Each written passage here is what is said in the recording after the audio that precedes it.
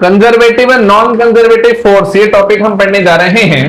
Conservative का मतलब क्या होता है, हिंदी में शाब्दिक अर्थ क्या होता है? कंजर्वेटिव मतलब संचित करना, संचय करना, कंजर्व करना। ये सुनो, जैसे मान लो मैं एक रबड़ बैंड है उसे पकड़कर खींचूं, फिर दोबारा खींचूं, फिर तीसरी बार फिर खींचूं, क्या वो थकेगी? क्या वो हार मान लेगी? नहीं, वो बराबर फोर्स लगाएगी, तो कंजर्वेटिव है। अगर ये स्प्रिंग है, इस स्प्रिंग को पकड़कर मैं खींचूं, चाहे 10 बार खींचूं चाहे मैं 20 बार खींचूं, ये बराबर फोर्स लगाएगी। वो बात और है, थोड़ी टाइम बाद ये ढीली हो सकती है, वो इसकी मटेरियल प्रॉपर्टी है, लेकिन फोर्स की बात हो रही है यहां पर।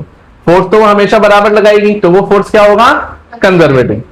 अगर मैं इसको, इस स्प्रिंग को नीचे गिरूं, स्प्रिंग या छोड़ो, तो एक मास को मैं नीचे गिरूं, चाहे मैं इस हाइट से गिरूं चाहे मैं इस हाइट से गिरूं, वेट फोर्स तो बराबर लगेगा।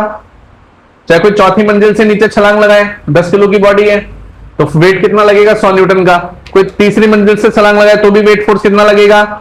300 न्यूटन का, मतलब 30 किलो की बॉडी है तो, है ना। अगर 1 मंजिल से छलांग लगाए तो भी वेट फोर्स उतना ही लगेगा, मतलब वेट फोर्स कभी भी चेंज नहीं हो रहा, तो वो भी क्या होगा? कंजर्वेटिव। तो स्प्रिंग फोर्स और ग्रेविटी फोर्स ये दोनों क्या हो जाते हैं? कंजर्वेटिव इन नेचर होते हैं। The forces are said to be conservative if the work done by the force doesn't depend on its path. Example है ग्रेविटी की वजह से और स्प्रिंग फोर्स की वजह से जो भी फोर्स लगेगा। अगला, जो भी कंजर्वेटिव वर्क डन होता है वो पाथ पर डिपेंड नहीं करता है, जैसा कि डेफिनेशन में लिखा है, मतलब it is independent of path. अगर आप ए से बी पर जाना चाहते हैं तो चाहे फर्स्ट से जाएं, चाहे सेकंड से जाएं या थर्ड पाथ से जाएं, तीनों पे वर्क डन बराबर लगेगा, तीनों पे वर्क डन बराबर लगेगा। एक एग्जांपल और देता हूं मैं आपको कि मान लेते हैं कि आपके पास एक सरफेस है और यहां पर एक ब्लॉक है और ये ब्लॉक सीधा यहां चला गया, ये ब्लॉक सीधा यहां चला गया, ये सुनो।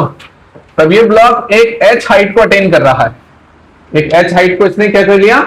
अटेन कर लिया। अब मुझे वर्क डन निकालना है, तो मुझे बताना है इसमें ग्रेविटी फोर्स कहां लग रहा होगा?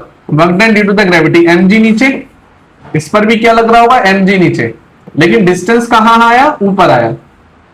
अगर आप यहां पे वर्क डन निकालना चाहते हैं, देन व्हाट विल हैपन? तो वर्क डन क्या होता है? फोर्स और इनटू में डिस्प्लेसमेंट, दोनों के बीच में 180 डिग्री का एंगल है, तो क्या हो जाएगा? 180 डिग्री। तो वर्क डन आ जाएगा मेरे पास m into G into H cos 180 degree -1 होता है। तो आपके पास आंसर क्या आया? टोटल वर्क डन इसका mgh है ना, mgh माइनस में। मैं प्रूफ क्या करना चाहता हूं कि मान लेते हैं कि वर्क डन पाथ पे डिपेंड नहीं करता, तो कुछ इस प्रकार लेंगे। पहला ब्लॉक ये रहा, इसने h1 हाइट को गेन किया होगा, फिर इसी रीजन में यहां पर ये ब्लॉक रहा, फिर इसने h2 हाइट को गेन किया होगा, यहां से लेकर यहां तक ये h2, उसके बाद फिर ये ब्लॉक इधर आ गया, मान लो ये ब्लॉक इधर आ गया, इसने पाथ को अलग अलग बदला, यहां पे जो हाइट है वो होगी मेरी h3। अब मुझे इन सारे ब्लॉक पर वर्क डन निकालना है और फिर टोटल वर्क डन की बात करनी है। तो यहां से लेकर यहां तक की टोटल हाइट हमारे पास h है, तो यहां से लेकर यहां तक हमारी टोटल हाइट h है। अगर मैं यहां बात करूं work done due to first, फिर work done due to second, तो देखो work done due to first की बात करें तो कितना हो जाएगा? m1g(h1), यही होगा ना, माइनस में। ऐसी वर्क डन ड्यू टू 2 की बात करेंगे तो माइनस mgh2 हो जाएगा, बेशक m1 मत लिखना, सब आइडेंटिकल है, सेम ही मास है। वर्क डन ड्यू टू 3 की बात करें तो माइनस mgh3 हो जाएगा। ये सुनो, इन सबको आप ऐड कर दो, अगर आप नेट वर्क डन निकालेंगे तो minus mgh1 minus mgh2 minus mgh3, तो माइनस mg को आप कॉमन लेंगे, h1 plus h2 plus h3, तीनों का एडिशन करेंगे तो माइनस mgh हो जाएगा। यस और नो? तो वर्क डन सेम आ रहा है कि नहीं? लाल वाले के साथ नीला वाला मैच कर गया, इसका मतलब वर्क डन पाथ पे डिपेंड नहीं कर रहा, चाहे सीधा ले जाओ चाहे घुमा के ले जाओ, वर्क डन सेम आएगा कि नहीं? एक चीज और आती है जिसको हम लूप फॉर्म लेते हैं, कि अगर आपने इसी वर्क डन को लूप में ले लिया, मतलब कंजर्वेटिव वर्क डन फोर्स होना चाहिए, अगर वो फोर्स कंजर्वेटिव नेचर में है तो एक एग्जांपल और है, ये बॉल है और ये बॉल आगे की तरफ जा रही है, ये बॉल आगे की तरफ जा रही है, ये ऊपर गई और यहां पर पहुंची और फिर नीचे आ गई, तो ये हो गया फर्स्ट पाथ, ये हो गया सेकंड पाथ। तो हम बोलते हैं if conservative force occurred then work done is always zero, work done is always in zero in closed path. Closed path के अंदर वर्क डन हमेशा जीरो आएगा। इसका भी प्रूफ कर लेते हैं। कैसे देखना, work done due to the first, आप देखेंगे यहां आ रहा है वेट फोर्स mg, फिर यहां आ रहा है weight force mg, work done due to first, mg नीचे आ रहा है, डिस्प्लेसमेंट ऊपर लगेगी, तो mgh cos 180 डिग्री हो जाएगा कि नहीं, ऐसा ना। फिर आते हैं work done due to second पर। सेकंड में आप नीचे देखेंगे बॉल नीचे आ रही है, वेट फोर्स भी नीचे और डिस्प्लेसमेंट भी नीचे, तो यहां cos 0 डिग्री लगेगा कि नहीं, तो यहां आ जाएगा m into G into H, cos 0 degree 1 होता है, फिर work done due to second आ गया। अगर work done due to first की बात करें तो माइनस mgh होता है कि नहीं, यस और नो। अब आप टोटल वर्क डन निकालना चाहते हैं, वर्क डन फर्स्ट और सेकंड, तो एक आ रहा है पॉजिटिव mgh और एक हो रहा है मेरे पास नेगेटिव mgh, दोनों को काट देंगे तो आंसर क्या आएगा, 0। तो आपको एक चीज और याद रखनी है, हमेशा कभी भी कंजर्वेटिव वर्क डन हो तो उसका टोटल वर्क डन उस पूरे क्लोज पाथ का हमेशा क्या आएगा, 0 आएगा, यस और नो, ठीक है। अब यहां पर इतना लिख लो पहले, फिर आगे बढ़े। देखो सारे भाइयों बहनों, अगला पार्ट आता है नॉन कंजर्वेटिव फोर्स क्या होता है। जहां पर भी देखो when the force is not conservative it's called, जब कंजर्वेटिव नहीं है तो नॉन कंजर्वेटिव। लेकिन मैं मतलब समझाता हूं, देखो फोर्स है, फ्रिक्शन फोर्स जो होता है वो नॉन कंजर्वेटिव होता है। आज आप घर से यहां पर जो भी रास्ता लो, अगर आप रास्ता चेंज कर दोगे तो फ्रिक्शन अलग लगेगा, क्या फोर्स बराबर लगेगा? लंबे रास्ते पे एनर्जी ज्यादा खर्च होगी, छोटे रास्ते पे कम होगी, वर्क डन सब में अलग होगा। तो non conservative forces are those forces whose work done is not depend on its path, है ना, सब पर वर्क डन अलग होगा। मान लेते हैं यहां से यहां पर आप गए, ए से बी, ये फर्स्ट, ये सेकंड और ये थर्ड, तो फर्स्ट वाला वर्क डन सेकंड के बराबर नहीं होगा, सेकंड वाला थर्ड के बराबर नहीं होगा। लेकिन इसे मैथमेटिकली कैसे करें सॉल्व, सवाल ये पैदा होता है। तो एक यहां पर हमें पार्शियल डिफरेंशिएशन पढ़ना होगा। पार्शियल का मतलब नाम से पता लग रहा है जो पार्शियल हो। पार्शियलिटी कैसे दिखाता है ये देखना, जो भी चीज डिनोमिनेटर में लिखी होगी, जैसे x डिनोमिनेटर में है तो ये सिर्फ x को ही वेरिएबल मानेगा। किसको वेरिएबल मानेगा? सिर्फ x को, बाकी सबको क्या मानेगा? Constant term. तो x वेरिएबल है तो x स्क्वायर का डिफरेंशिएशन क्या हो जाएगा, और y को एज इट इज लिखेंगे। फिर यहां x है, सिर्फ x का डिफरेंशिएशन 3x स्क्वायर, और दोनों टर्म को y और z को कांस्टेंट मानेंगे। यहां z को, z लिखा हुआ तो z को ही सिर्फ वेरिएबल मानेंगे, बाकी दोनों टर्म को कांस्टेंट मानेंगे। इसका कुछ नहीं करेंगे, मल्टीप्लाई में है तो 5 टाइम्स ऑफ z की पावर 4 हो जाएगा। फिर यहां पे सिर्फ y को 1y का डिफरेंशिएशन 1 हो जाएगा, x square as it is लिखा रहेगा। फिर आप देखेंगे यहां पे z, अच्छा देखो z है, यहां तो 5x स्क्वायर है, सिर्फ z है ही नहीं। इसका मतलब यहां पे कांस्टेंट टर्म ट्रीट होगी, तो आंसर क्या रहेगा? 0।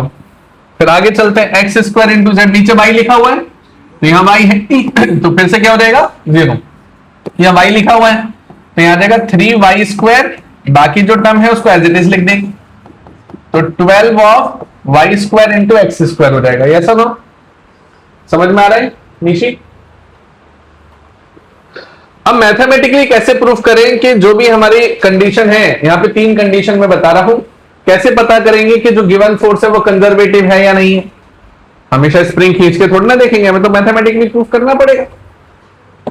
तो कैसा होगा देखना, सबसे पहले यहां पे लिखना fx, उसके आगे क्या लिखना? fy, फिर लिखना यहां पर fy, फिर यहां पे लिखना fz, फिर आप लिखना यहां पर fz, और फिर आप यहां पे लिखना fx। यस और no? xy yz zx, yes और नो? क्लियर है? अब इन सब के नीचे डिनोमिनेटर लगाना है, इन सब के नीचे डिनोमिनेटर लगाना है। डिनोमिनेटर कैसे लगाएंगे?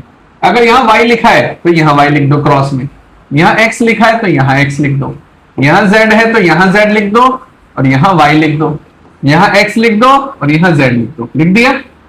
अब सबके आगे पार्शियल डिफरेंशिएशन का साइन लगा दो। तो ये तीन कंडीशन बनी जो कि यहां टाइप करके भी मैंने लिखी हुई हैं, और ये तीनों कंडीशन को अगर बराबर कर देते हैं, पहली दूसरी तीसरी किसी भी फंक्शन में ये तीनों कंडीशन अगर सेटिस्फाई हो जाती हैं, तब हम बोल सकते हैं कि गिवन फोर्स हमारा कंजर्वेटिव है। क्लियर है? एक एग्जांपल देख लेते हैं, तभी समझ में आएगा। हमें दे रखा है आई कैप प्लस वाई जे कैप, आई कैप प्लस वाई जे कैप। तो यहां देखना एफ वेक्टर इक्वल टू, यहां हमेशा एफ एक्स आई कैप होगा, यहां हमेशा एफ वाई जे कैप होगा।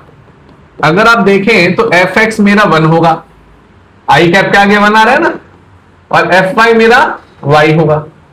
तो पहली कंडीशन बताओ, पहली कंडीशन क्या होती थी? Partial differentiation of F x, यहां लिखते थे एफ वाई, यहां हो जाएगा वाई और यहां हो जाएगा एक्स। ये होती है ना पहली कंडीशन। मुझे बताना एफ एक्स 1 आ रहा है, 1 का डिफरेंशिएशन वाई के रिस्पेक्ट में कितना होता है? 0। अब यहां पर देखना नीचे एक्स आ रहा है, एफ वाई की जगह वाई आ जाएगा, तो वाई का डिफरेंशिएशन एक्स के रिस्पेक्ट में क्या हो जाएगा?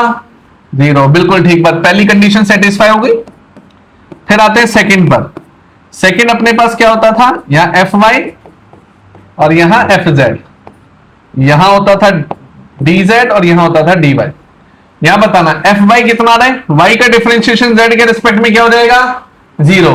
और यहां एफ जेड तो दे ही नहीं रखा, एफ जेड तो 0 है, तो ये ऐसी 0। दोनों कंडीशन सेटिस्फाई हो गई, एलएचएस आरएचएस। फिर अगले पर चलते हैं, थर्ड कंडीशन यहां लिख देता हूं।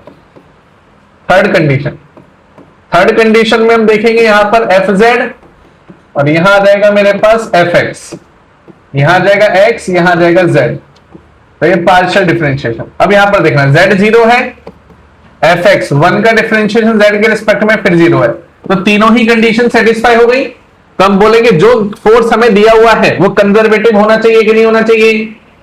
तो होगा। तो हम बोलेंगे given force is yes it is conservative, yes it is conservative. एक क्वेश्चन और देखते हैं। अगर हमारे पास आ गया क्वेश्चन नंबर 15 है, check whether the given force is conservative और नॉट। अब देखना यहां एफ वेक्टर है जो कि दे रखा है आई कैप, एफ एक्स आई कैप, और ये होता है एफ वाई जे कैप। तो आप देखना यहां पर सबसे पहले एफ एक्स आ रहा है मेरा 3y, फिर आप देखना यहां एफ वाई आ रहा है मेरा 4x। ठीक है, एफ वाई आ रहा है हमारा 4x। अब देखना सबसे पहली कंडीशन, यहां एफ एक्स, यहां एफ वाई, यहां y और यहां x, ये पार्शियल डिफरेंशिएशन। फर्स्ट कंडीशन लगाएंगे, एफ एक्स की जगह क्या आया? 3y का डिफरेंशिएशन y के रिस्पेक्ट में क्या हो जाता है? 3। एफ वाई की वैल्यू आ रही है 4x का डिफरेंशिएशन x के रिस्पेक्ट में क्या हो जाता है? 4। क्या 3 4 के बराबर होगा? नो, ये तो पहली कंडीशन में ही खत्म हो गया। तो no, it is not conservative, it is not conservative. ठीक है, तो नॉन कंजर्वेटिव फोर्स में आ गई। यस और नो, समझ में आया? उसके बाद एक क्वेश्चन है, इसमें हमें दे रखा है ग्राफ और एक लूप फॉर्म में दे रखा है, एक पाथ दे रखा है और बोलते हैं फोर्स है। हमें कैलकुलेट करना है work done across its path. अब देखना यहां फर्स्ट, यहां सेकंड, यहां थर्ड और यहां फोर्थ। हमने अभी भी क्या पढ़ा था? अगर गिवन फोर्स कंजर्वेटिव होता है और उसका पाथ अगर लूप में है तो उसका वर्क डन क्या हो जाता है? 0। उसका वर्क डन क्या हो जाता है? और अगर वो नॉन कंजर्वेटिव है तो देखो फोर्स वर्सेस, ये फोर्स माना रहेगा और ये डिस्प्लेसमेंट, तो इसका एरिया अंडर कर्व निकाल लेंगे वर्क डन के नहीं। अगर ये नॉन कंजर्वेटिव हुआ तो एरिया अंडर कर्व लगा देंगे, अगर ये कंजर्वेटिव हुआ तो सीधे आंसर क्या लिख देंगे? 0, क्योंकि क्लोज पाथ है। तो चेक करेंगे सबसे पहले कि गिवन फोर्स कंजर्वेटिव है कि नहीं। तो एफ एक्स आई कैप और यहां एफ वाई जे कैप, तो यहां आ जाएगा एफ एक्स जो कि एक्स स्क्वायर होता है, यहां आ जाएगा एफ वाई जो कि वाई स्क्वायर होता है। तो पहली कंडीशन यहां पर देखें, पहली कंडीशन यहां आएगा एफ एक्स और यहां आएगा एफ वाई, यहां आएगा वाई और यहां आएगा एक्स। तो पार्शियल डिफरेंशिएशन ले लिया, यस और नो। अब देखना एफ एक्स का डिफरेंशिएशन वाई के रिस्पेक्ट में 0, एफ वाई का डिफरेंशिएशन एक्स के रिस्पेक्ट में 0। पहली कंडीशन सेटिस्फाई हो गई है।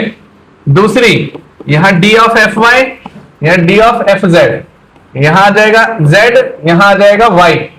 एफ वाई का डिफरेंशिएशन z के रिस्पेक्ट में 0, एफ जेड तो यहां है ही नहीं, तो एफ जेड तो ऐसे ही 0। सेकेंड भी सेटिस्फाई। फिर थर्ड पर आते हैं। थर्ड होगा differentiation of, partial differentiation of F Z, और यहां आएगा एफ एक्स, यहां आएगा x, यहां आएगा z। एफ जेड वैसे ही 0 हो गया। एफ एक्स की बात करें, एक्स स्क्वायर का डिफरेंशिएशन z के रिस्पेक्ट में 0। तीनों कंडीशन सेटिस्फाई होती हुई नजर आ रही है कि नहीं? यस और नो? अगर ये तीनों कंडीशन है तो यस, इट इज कंजर्वेटिव। अगर ये कंजर्वेटिव है तो in closed loop net work done is equal to 0। तो इसका आंसर क्या होगा हमारा? 0। क्लियर है?